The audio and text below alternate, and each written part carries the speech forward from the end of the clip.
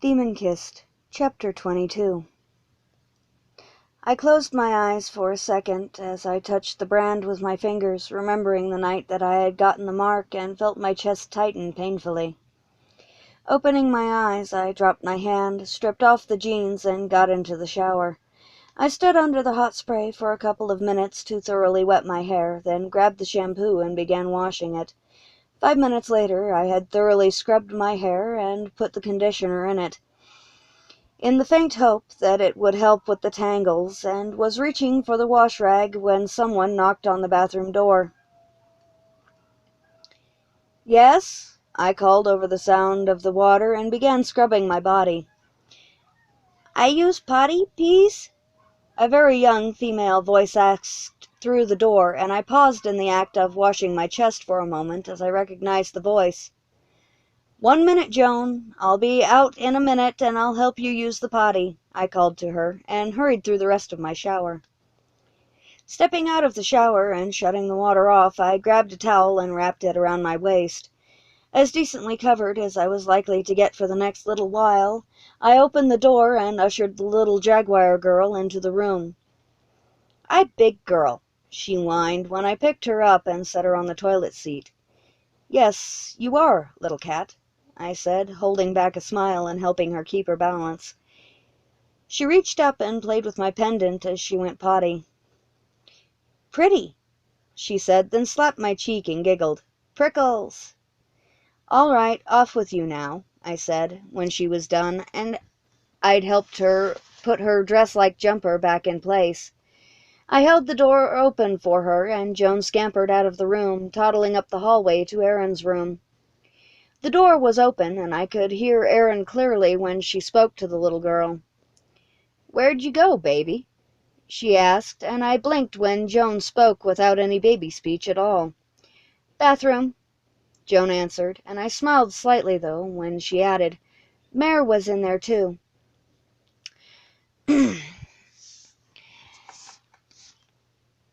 I closed the door before I could hear Erin lecture her daughter about bothering me while I was in the shower. It was a familiar discussion that I had heard more than 1,000 times over the years I had spent at the Guildhall, and Leigh had often given her girls the same talk about bothering males who were bathing. I quickly dried off and pulled my clothes on. I then spent 10 more minutes fighting my hair and braiding it. For some reason I couldn't quite name, I left part of my hair on the left temple free, and braided it separately in an Elven commander's braid. Leigh had done my hair the same way after I had come to work as a go-between for the Guild and the two Fey High Courts. I supposed that it was a residual effect of the dream I had last night, and at the moment I really didn't have the time to worry about the why behind braiding my hair the way I had. Shaking my head at myself, I left the bathroom and collected my doctor's bag from my room, then went up the hall to Erin's room. I paused in the open door and just watched her interact with her younger kids for a moment. She turned her head a little to speak to Derek, and the sunlight fell across her throat, revealing the rose vine birthmark that Dominic had mentioned last night. It was faint, barely visible, really, but it was there, and my heart stopped beating for a moment, then began to pound in a staccato rhythm that hurt.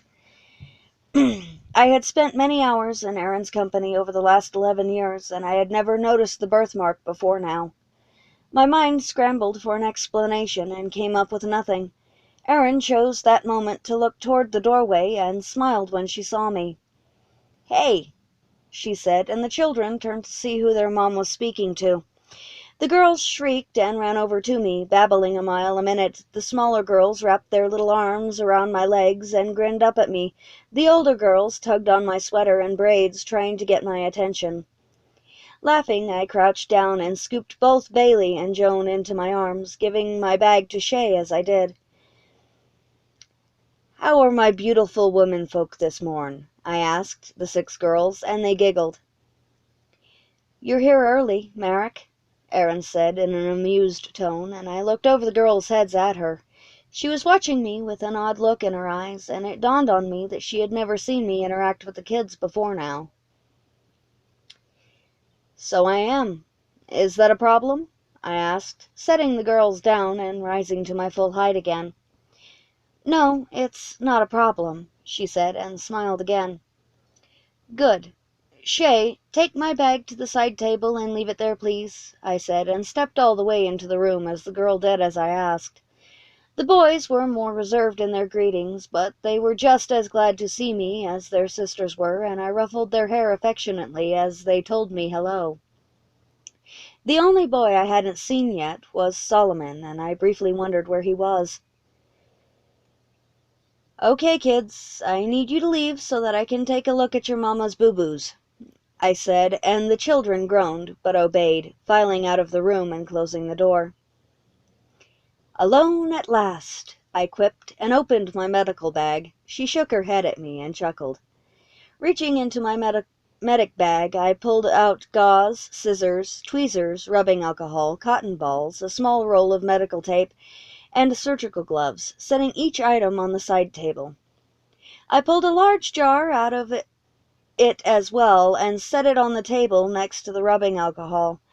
Pushing the sleeves of my sweater up, I turned toward her and gave her a small grin when I saw her eyeing the medical supplies with great suspicion. Come on, love. Let's get you rolled over so I can remove those stitches, I said, and pushed the blanket all the way to the foot of the bed, then helped her roll over onto her stomach.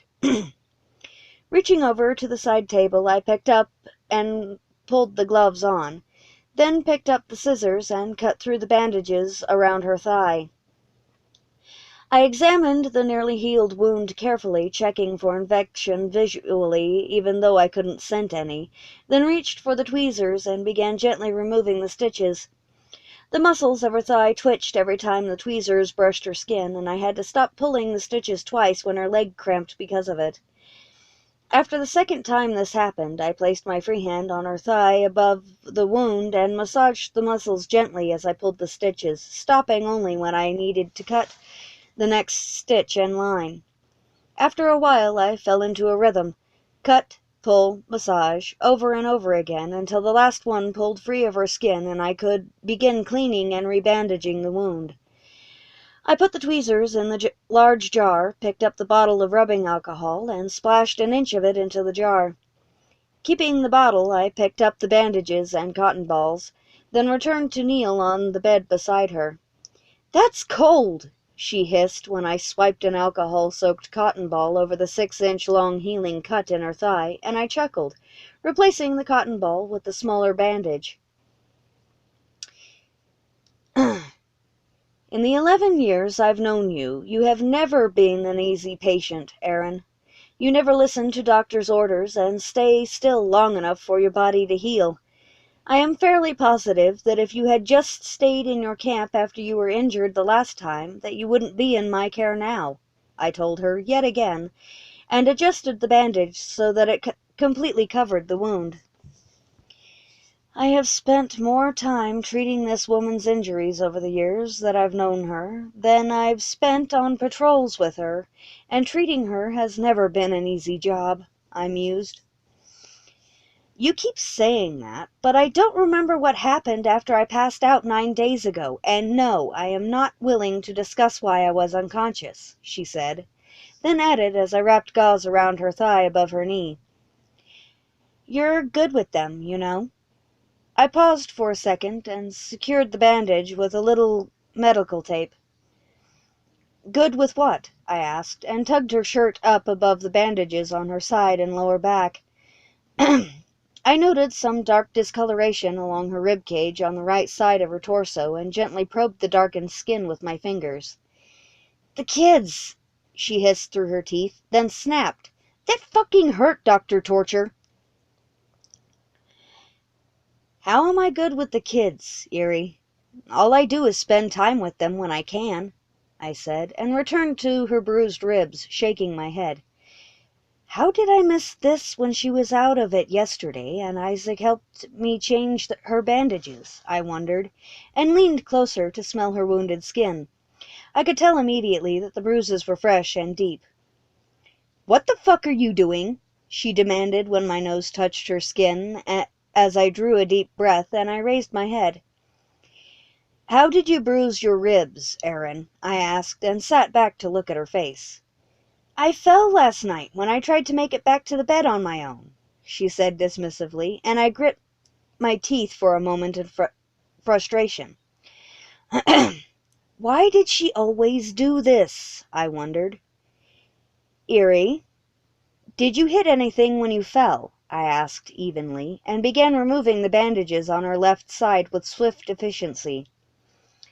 I noted a small amount of dried blood around the stitches and on the bandage, and I closed my eyes for a moment.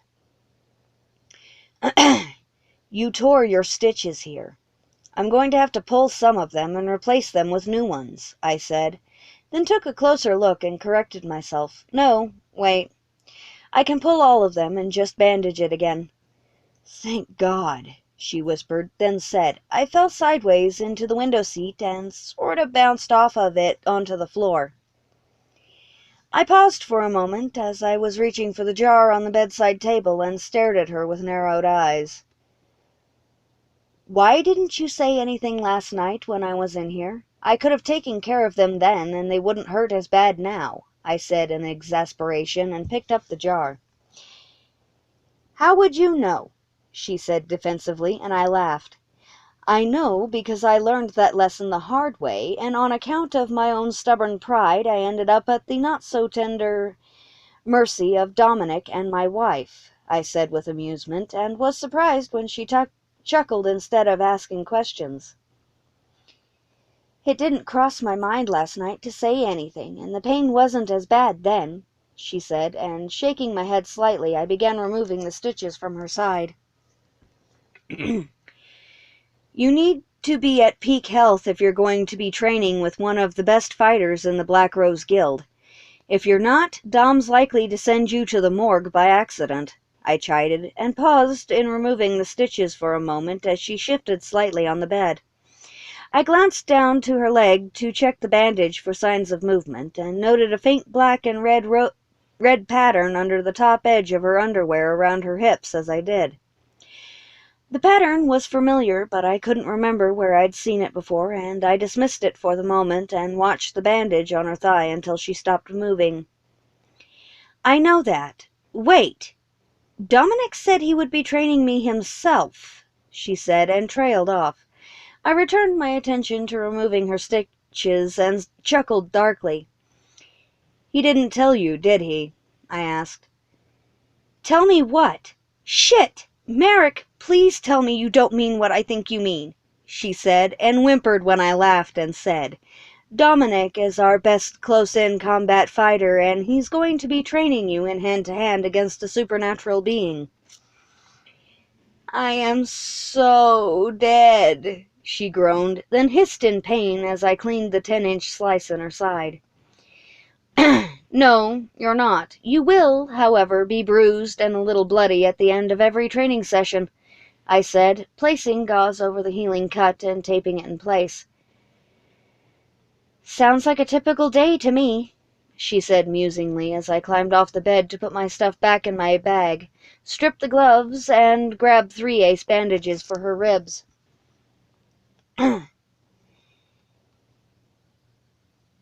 "It would be if you were used to the hard bouts of training he will be putting you through.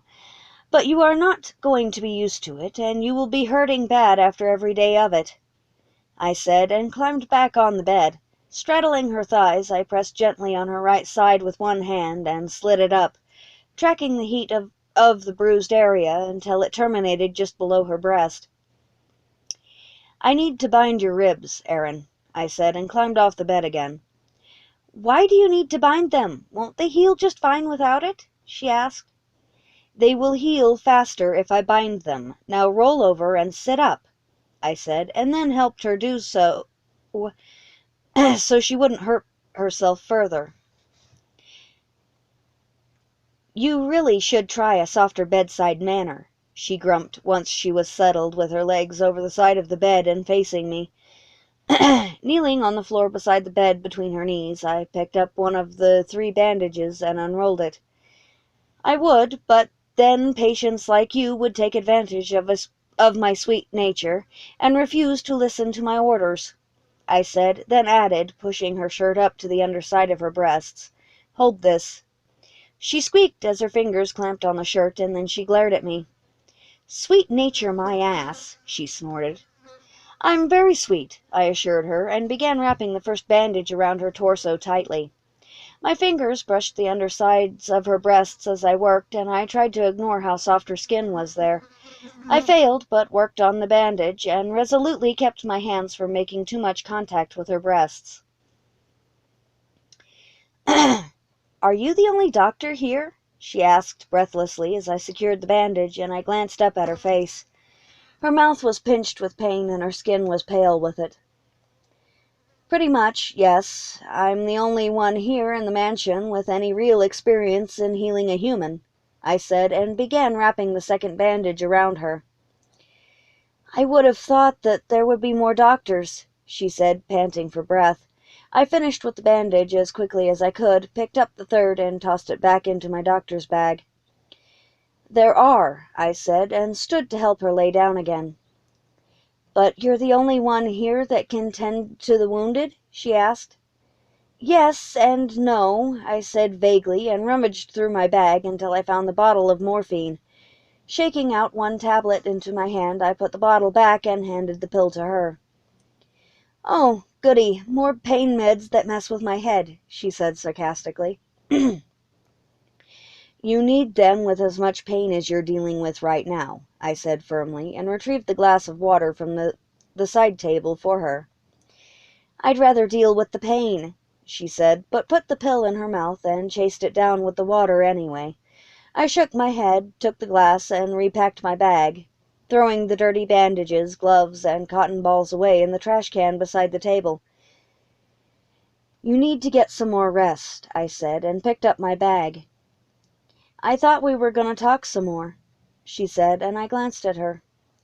"We were, but you need to rest for a while and let the morphine do its job," I said, and headed for the door, making a mental note to keep the kids occupied so she could rest in peace for a while without being disturbed. "What was she like?" Aaron asked, and I paused with my hand on the doorknob. I'd been expecting that question earlier, and wasn't really surprised that she'd asked it now that I was leaving the room. "What was who like?" I asked, to clarify, and turned to face her. "Your wife, what was she like?" she said, and tried to sit up again. I hurried back across the room, dumped my bag back on the table, and put my hands on her shoulders to hold her still. "Stay still, damn it! You need to keep still, Aaron, or else your wounds will continue to heal slowly, and you'll have to stay cooped up in this room much longer than you would wish," I said. "Fine, I'll be a good girl and lay still. Happy?" she snapped, and then sighed. "Very," I said sarcastically, and released her. "Answer my question, please, Merrick. I really want to know what she was like," she said. I looked into her eyes for a moment, then sighed and sat on the edge of the bed. "Much like you in some ways, and nothing like you in others," I said quietly. "That's a bit vague, Reich," she pointed out, and I chuckled a little. "She was strong, smart, stubborn, beautiful, and had way too much pride," I said. "Still vague," she said, and touched my hand where it lay on the bed beside her hip. "Why is this so important to you?" I asked curiously. "I don't know, really. Just that it is for some reason," she muttered, and started playing with my fingers.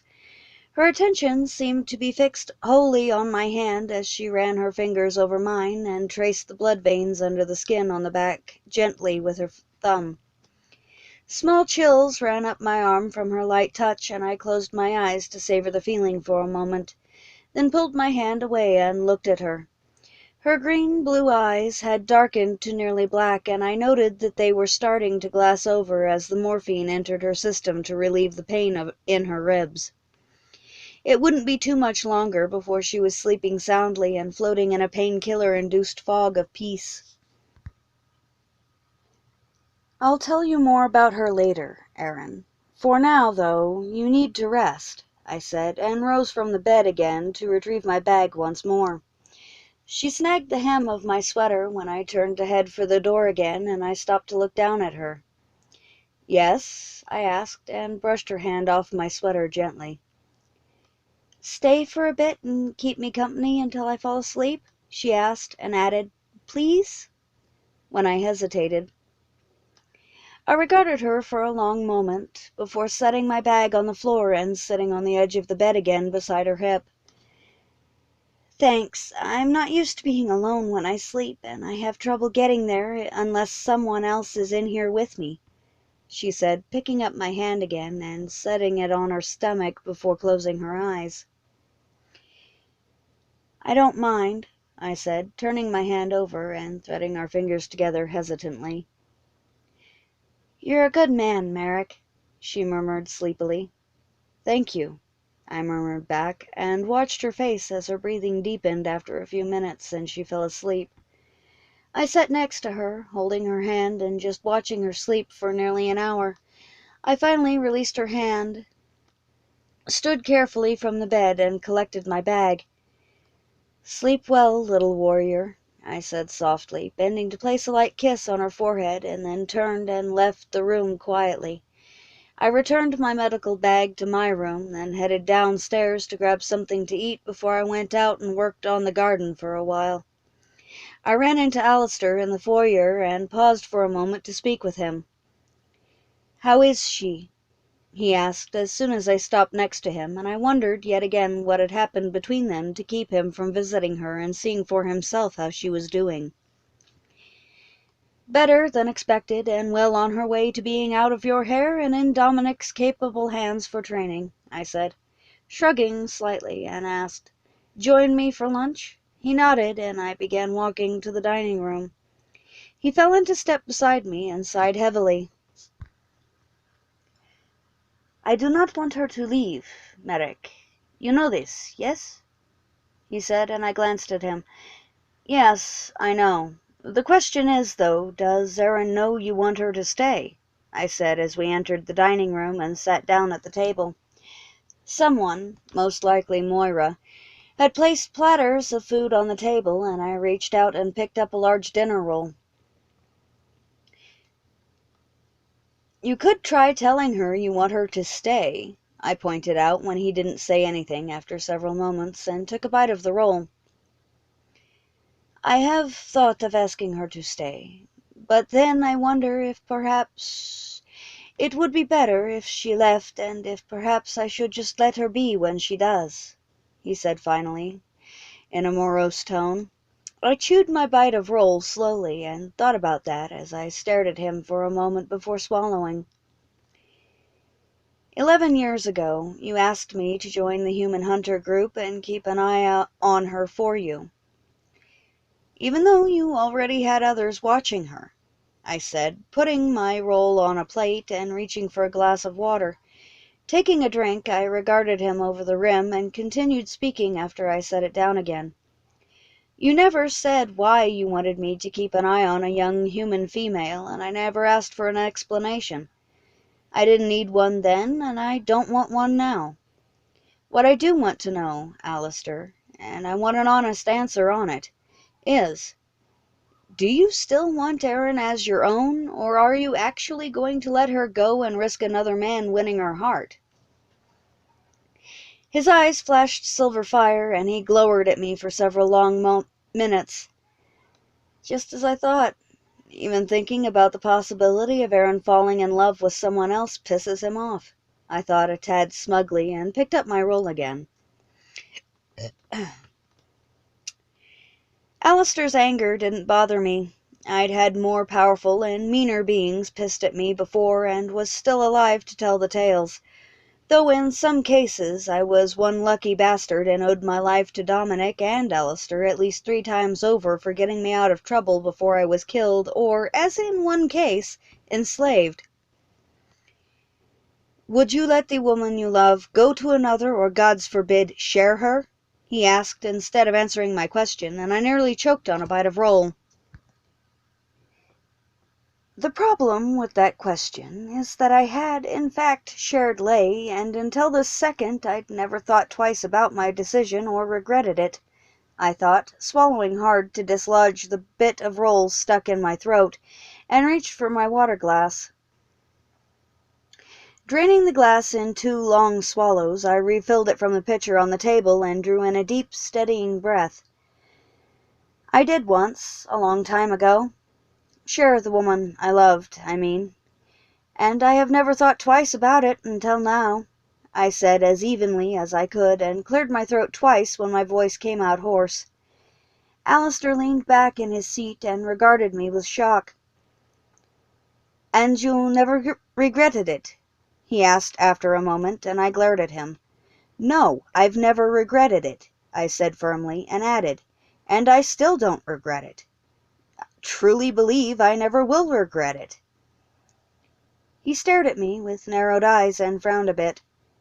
"You never thought about keeping her to yourself?" he asked, and I laughed. "As if I could have, even if the thought had occurred to me," I said, still laughing and shaking my head. A puzzled frown creased his brow at my reply, and he stared at me with slightly wide eyes for several long moments. "But why?" he asked in confusion. "She wasn't fully mine to keep, Alistair, and I saw no reason to make her hate me when letting her go to the others she loved made her happy," I answered, shrugging, and his eyes narrowed in confusion. Then the confusion cleared, his eyes flew open wide, and his mouth opened in shock as he apparently recalled last night's conversation. I pushed my chair back from the table and stood looking down at him for a moment. "There was more to that woman than you ever knew, my friend, and I for one thank the gods for that every day and pray that I'll find another like her every night," I said, giving him a sad smile, then grabbed my dinner roll and made my way out of the dining room. What I would do if I ever found another woman like Lay, I had no clue, and figured that it didn't really matter right now anyway. I had more than enough to worry about as it was. I didn't need the distraction of a female adding to it, and I sure as all hells did not need to think about this now. Not when I had my recent encounter with Erin on my mind. Sure, I had missed her company over the last 3.5 months that I had been healing, but still. Why the hells did I kiss her? Never mind that I only kissed her forehead. Why did I do it? I wondered, opening the front door and stepping out into the watery fall afternoon sunlight. Was it because of my slight affection for her? Or was something else at work here? Like her birthmark, why had I never noticed it before in the last 11 years that I'd spent living in that God's forsaken hunter's base? I continued to wonder, becoming confused. None of it made any bloody sense. Least of all the fact that Dominic now had a telepathic link to Erin on the same path that he'd had with Lay, and his theory about Nova's blood donation made even less sense than that. Sure, it might have been enough, if she was already of the Blackthorn vampire bloodline. Only she'd have to be a direct descendant of Delia herself on top of that, for his theory to even work, I thought, growing irritated with myself with every new thought that crossed my mind. I was so lost in thought that I didn't sense the blow coming until it was nearly too late, and I thanked the gods that I had trained with Lay for nearly 70 years when I barely caught a glimpse of a sword flashing in the sun from the corner of my eye. I reacted instinctively and grabbed the blade. Then I just let my training take over. I ignored the painful burn of the blade cutting into my skin and spun with my attacker's forward momentum, using it to dodge the blow to the neck that would have taken my head. I then used everything that both Lay and Dom had taught me by letting me watch them train together, and followed through.